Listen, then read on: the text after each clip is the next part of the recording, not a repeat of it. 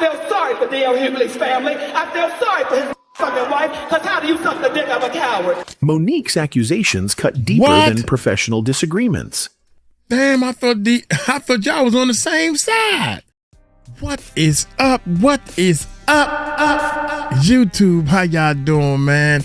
Hey, check it out. Let's switch some gears up, man. Let's get off the Diddy topic for a little teeny bit, and let's rest in peace to my main man, Bernie Mac. Boy, this dude was funny. I didn't watch the Bernie Mac show too much. It was a little watered down for my taste. At 62, D.L. Hughley reveals the footage they tried to bury after Bernie Mac's death. They tried to bury. Hit that subscribe button, hit that bell. Hit that subscribe button, hit that bell, man. Thank y'all so much, man. 490,000 subscribers, man. We need this many more. And then we at 500,000. We halfway there. Halfway there. God damn, that's a long way. Hit that subscribe button, hit that bell. Let's check it out.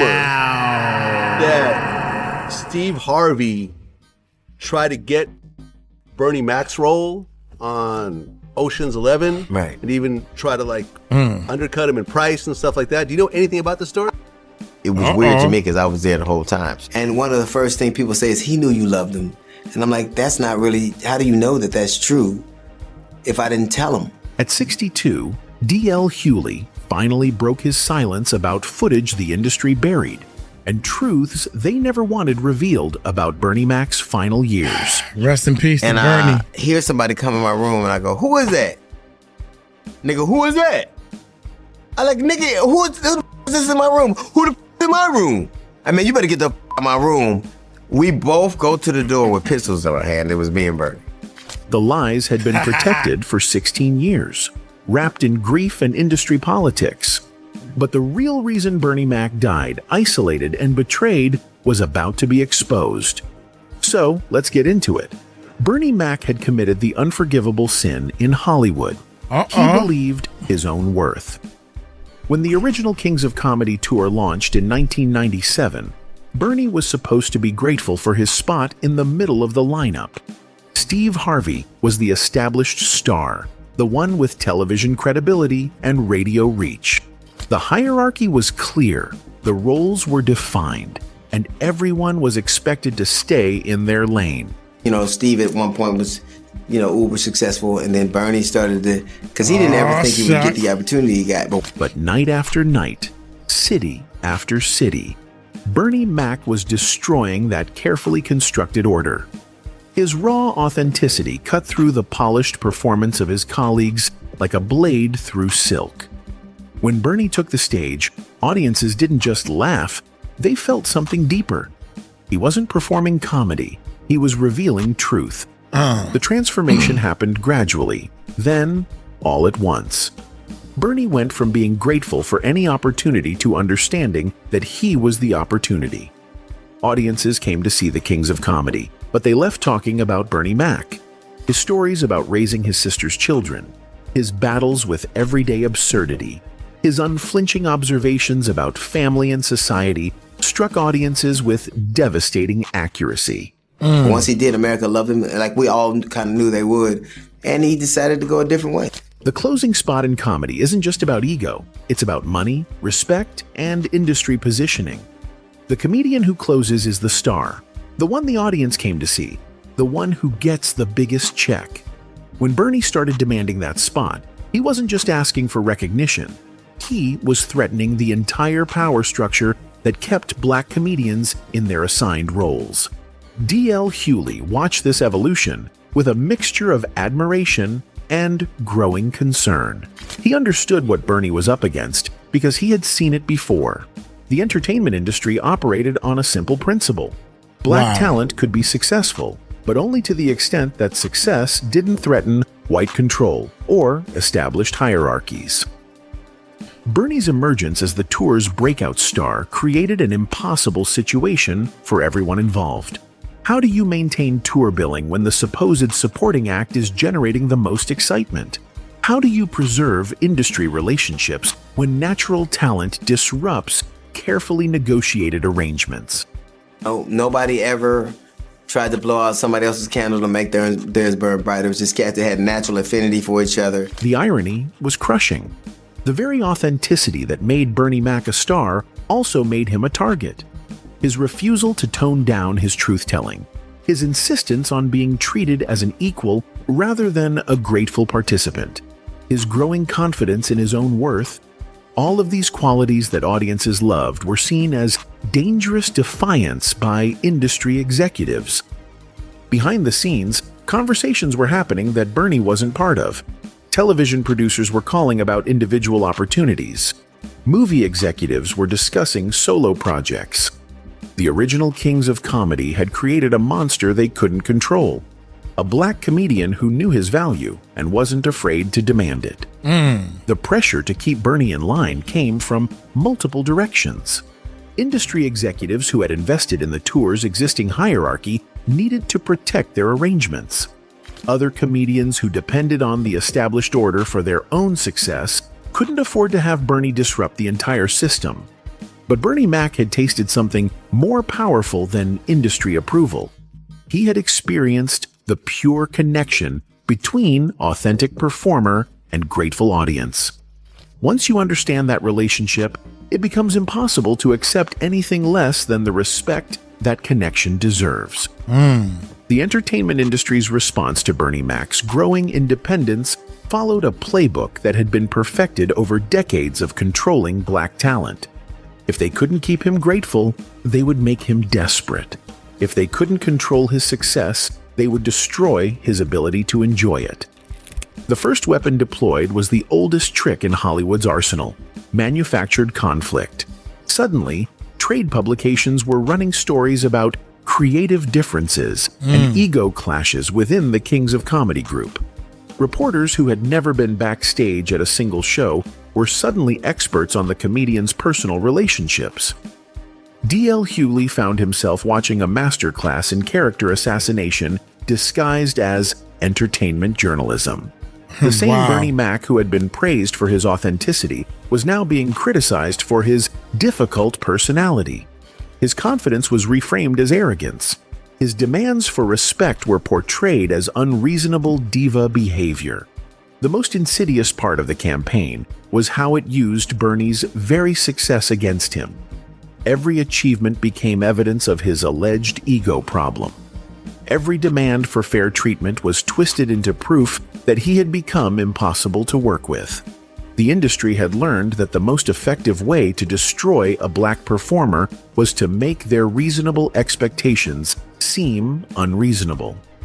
There is this rumor that Steve Harvey tried to get Bernie Mac's role on Ocean's 11, Right. and even try to like undercut him in price and stuff like that. Do you know anything about the story? Behind the public relations war, more direct sabotage was taking place.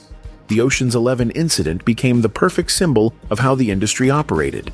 Whether Steve Harvey actually tried to undercut Bernie's price for the role didn't matter as much as what the rumor represented: the willingness of established stars to participate in the destruction of rising talent that threatened their position. Hughley began noticing patterns that extended far beyond simple competition. Opportunities that seemed perfect for Bernie would suddenly become unavailable. Television appearances would be rescheduled at the last minute. Movie roles would go to comedians with less experience but more industry compliance. Each incident could be explained away individually, but together they formed a clear picture of coordinated exclusion. The psychological warfare was relentless and sophisticated. Bernie found himself constantly defending his reputation against accusations that seemed to come from everywhere and nowhere at once. Wow. The stress of fighting for opportunities while simultaneously battling character assassination began taking a toll that only those closest to him could see. But never once did I see anything. When I read some of the things that people were alleging, it was weird to me because I was there the whole time. The most devastating aspect of the campaign was how it isolated Bernie from potential allies. Other comedians who might have supported him were afraid to risk their own careers by associating with someone labeled as difficult. Industry executives who recognized his talent were reluctant to work with someone who came with alleged baggage. The isolation was psychological as much as professional. Bernie began questioning his own perceptions, wondering if his demands for respect were actually unreasonable. The constant gaslighting made him doubt the very instincts that had made him successful in the first place. What Hughley witnessed was a textbook example of how the entertainment industry maintains control over black talent. The system allowed for success, but only within carefully defined parameters. Step outside those boundaries, demand too much respect, insist on too much autonomy, and the machine would grind you down with methodical precision. The tragedy was that Bernie's only crime had been believing he deserved the same treatment afforded to white comedians with less talent and fewer accomplishments. But in an industry built on maintaining racial hierarchies, such beliefs were considered revolutionary acts that demanded punishment. By 2005, Bernie Mac was fighting battles on fronts he never saw coming. His diagnosis with sarcoidosis should have generated sympathy and industry support. Instead, it became another weapon in the campaign to destroy his career. D.L. Hughley watched in horror as Bernie's illness was systematically weaponized against him. I remember I was at the golf course and we were getting ready to put it together, and everybody was all excited, and so it was. You remember how the Lakers had Chris Paul for a second, and then the next day they did. That's how it was. The proposed Kings of Comedy reunion tour should have been Bernie's triumphant return. Hughley had been there when the plans were being discussed, watching everyone's excitement about reuniting the group for what could have been the biggest comedy tour in history. The financial projections were staggering, the audience demand was proven, and the timing seemed perfect. But Bernie Mac was no longer the grateful comedian willing to accept whatever role he was offered. His success with The Bernie Mac Show, his movie career, and his growing influence had given him leverage that made industry executives nervous. When he demanded equal creative control and fair financial terms for the reunion, the entire project suddenly became impossible to organize. Bernie, felt like he didn't want to do it anymore. He was on his own path, and Steve. So, nothing like that ever happens or doesn't happen for a reason. Hughley's public explanation was diplomatic, but the reality was far more sinister. Bernie hadn't simply chosen to go his own way. He had been systematically excluded from the decision-making process that would have made the tour successful. Dang. When he refused to accept secondary status in a group where he had become the primary draw, the entire project collapsed. The pattern was consistent with everything else that had happened to Bernie throughout his career. Opportunities would appear, generate excitement, and then evaporate as soon as Bernie insisted on being treated as an equal partner rather than a grateful participant. Wow. The industry had perfected the art of making someone's reasonable demands appear unreasonable. During this period, Bernie's health problems were being used against him in ways that violated every principle of human decency. Producers would cite his unreliability when passing him over for projects, despite his consistent professional record. Insurance companies made filming prohibitively expensive, creating additional barriers to his employment. So I was disappointed, but I understood that, those kind of things happen. And I just, got the memory of being with cats that I loved and making history. The stress of fighting both disease and industry blacklisting created a vicious cycle that was devastating to witness. Bernie's health problems made him more vulnerable to the emotional toll of professional rejection, while the constant battle for respect and fair treatment exacerbated his physical condition. Hughley watched his friend being ground down by forces completely outside his control. The most heartbreaking aspect was watching Bernie's relationships with his fellow kings deteriorate under the pressure. The brotherhood that had seemed so genuine during their peak years was being torn apart by industry politics and competitive pressures that none of them had fully anticipated. The false alarm about Bernie's death, weeks before the real call came, revealed how isolated he had become. Rumors about his condition were circulating in industry circles, creating an atmosphere where his actual death almost seemed anticlimactic when it finally occurred. The machine had been preparing for his absence long before his body gave out. Bernie Mac died on August 9th, 2008, officially from complications related to pneumonia during treatment for sarcoidosis. But those who had watched his final years knew the truth. He had been killed as much by systematic industry mistreatment as by any medical condition. The immune system that failed him was both biological and professional. The moment Bernie Mac's death was announced, a carefully orchestrated campaign began to rewrite the history of his final years. D.L. Hughley watched in real time as the same industry that had systematically destroyed his friend's career suddenly became the primary custodian of his legacy. And one of the first things people say is, he knew you loved him. And I'm like, that's not really, how do you know that that's true if I didn't tell him? The transformation was immediate and shameless. Industry executives who had spent years making Bernie's life miserable were suddenly quoted in trade publications celebrating his irreplaceable talent and lasting impact on comedy. The same people who had weaponized his illness against him were now expressing their deep sorrow at his passing. Most disturbingly, the narrative around the original kings of comedy was completely sanitized. The tensions, power struggles, and systematic exclusion that had defined Bernie's final years were erased from the official story. Instead, the group was portrayed as a loving brotherhood of comedians who had supported each other throughout their careers. It just seemed out of sync with what I experienced on the Kings of Comedy. So I never saw them do anything like that. Hughley found himself trapped between truth and diplomacy.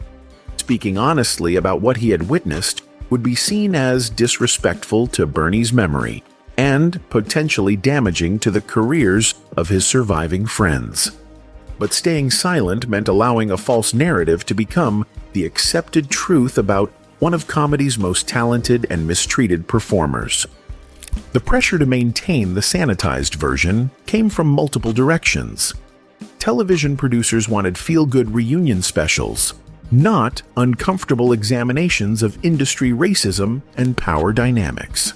Comedy fans preferred to remember the Kings as a celebration of black excellence, rather than a cautionary tale about the limits of that celebration. Bernie's family, grieving and vulnerable, needed protection from having their loved one's legacy become a battleground for industry politics.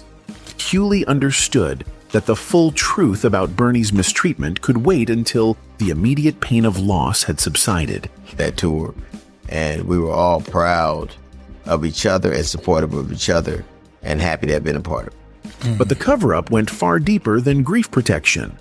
The industry had a vested interest in preventing any serious examination of how Bernie Mac had been treated because it would expose similar patterns affecting other black entertainers. The systematic mistreatment wasn't unique to Bernie. It was standard operating procedure for managing black talent that got too successful or too independent. Documentation of the real story was systematically suppressed.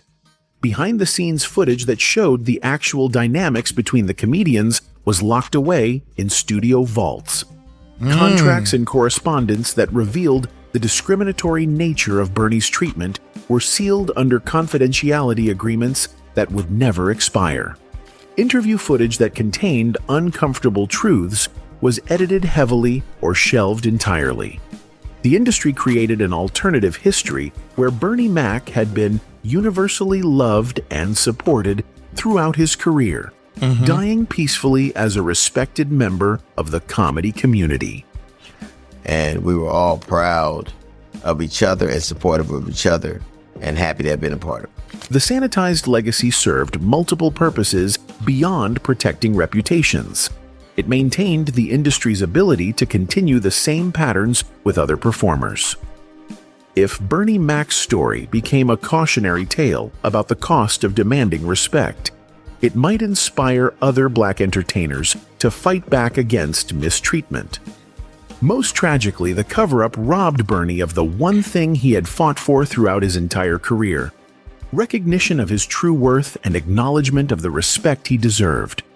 Even in death, he was being managed and controlled by an industry that had never learned to value authenticity over compliance.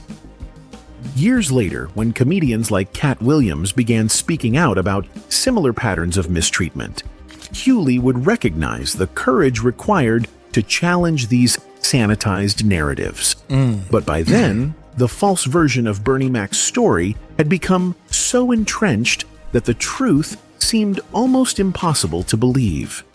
D.L. Hughley's awakening to the systematic nature of industry mistreatment didn't happen overnight.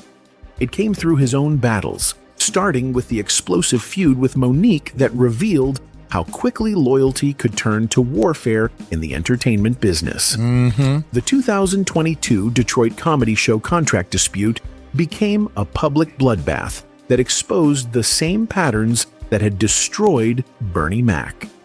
The setup seemed simple enough: two established comedians sharing a stage at Detroit's Fox Theater. But when Monique discovered that the billing had been changed to put Hughley in the closing spot, she erupted with a fury that caught everyone off guard. What should have been a routine contract negotiation became a full-scale war. Bitch nigga, I feel sorry for D.L. Hughley's family. I feel sorry for his fucking wife, because how do you suck the dick of a coward? Monique's accusations cut deeper What? than professional disagreements. Damn, I thought y'all was on the same side. Golly, I can't rewind that. She done called DL a coward. She attacked Hughley's credibility as a man, bringing up his daughter's assault and suggesting he hadn't believed the victim initially. How I let a man touch my child with nothing could be further from the truth. They were both 13 years old. They were friends that had grown up together. And this is something I lament to this day. Denied that I said, well, you know, that's what kids do. And I will never forgive myself for not believing her. Hughley's response showed he had learned from watching Bernie Mac's destruction. Instead of backing down or trying to smooth things over, he fought back with documentation. He released contracts, schedules, and correspondence that proved his version of events. But the damage was already done. The Whisper campaign had begun. The Monique situation revealed patterns Hughley recognized from Bernie's experience. A successful black performer demands respect and fair treatment. Industry allies turn against them. Personal attacks are deployed to destroy credibility. The performer is isolated and labeled as difficult until opportunities disappear. But Hughley also saw differences that gave him hope. Social media had changed the game, allowing performers to speak directly to audiences without industry gatekeepers controlling the narrative. The same platforms that amplified attacks also provided space for defense and counterattack. The feud exposed something else: how quickly the industry could turn someone from insider to outsider. Hughley had been a respected veteran comedian with decades of success, but one conflict with another established performer was enough to make him radioactive to certain segments of the business. The personal cost was devastating. Relationships he had built over decades suddenly became complicated. Industry events he had been welcomed at for years now came with whispered conversations and careful distance. The same isolation that had destroyed Bernie was being deployed against him, but Hughley had advantages Bernie never possessed.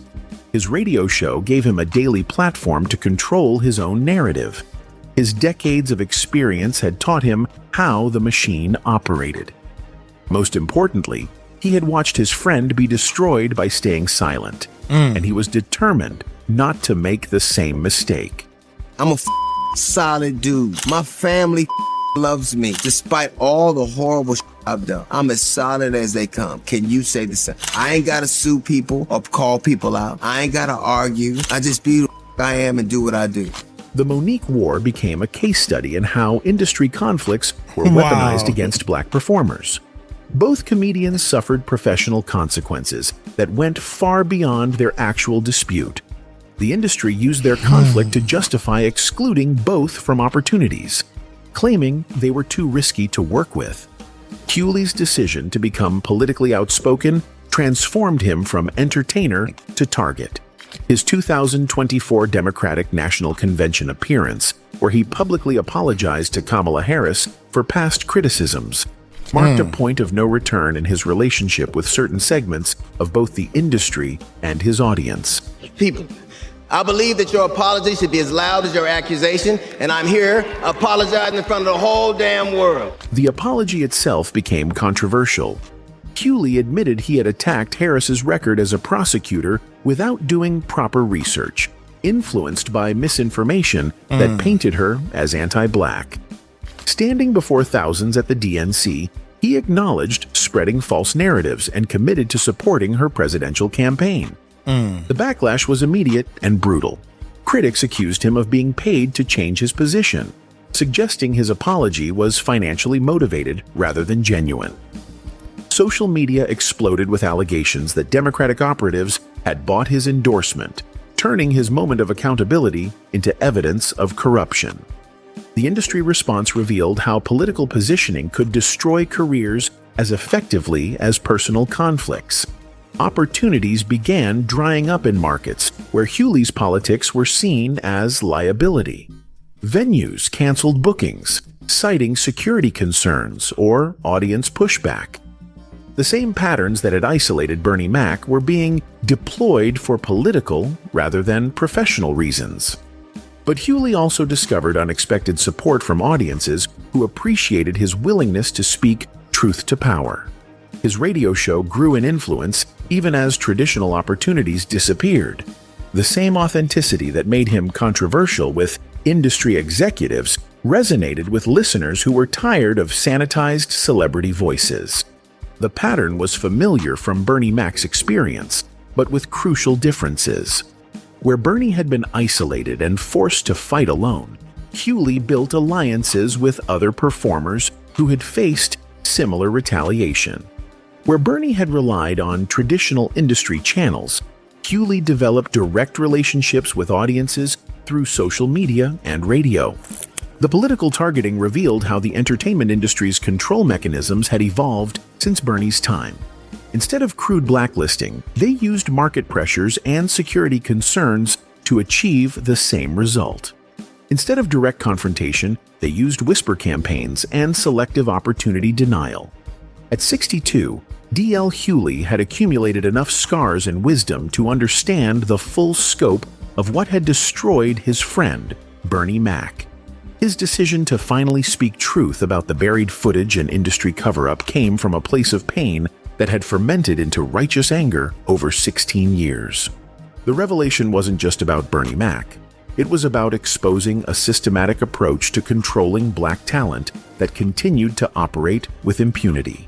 Hughley had watched the same patterns destroy careers across generations, from Bernie's era through the present day. The techniques had evolved, but the underlying purpose remained unchanged. The footage they had tried to bury was finally seeing light, and with it, the real story of systematic mistreatment that continued to shape careers and destroy lives in the entertainment industry. Anyway, that's it for the video, folks. Bye. Rest in peace to Bernie Mac, man. I liked him in Life. Lang jingling, jingling, lang jingling. Your hands is awfully soft. You know, he played that part. Bernie Mac, even in Friday, or Next Friday, whichever one he was in, all his parts, man, they were small parts, but he was like the best actor in the joint, man. I know he was probably tripping people out on set. Oh, man. Rest in peace to him, man. And Steve, come on, Steve. You got so many people pointing the finger at you, bruh. So many people pointing the finger at some of the dirt that he did. And that's just the dirt that we know about, right? I'm going to get on up out of here. Hey, y'all take it light, take it slow. Tell them Uncle Mike told you so. Peace out.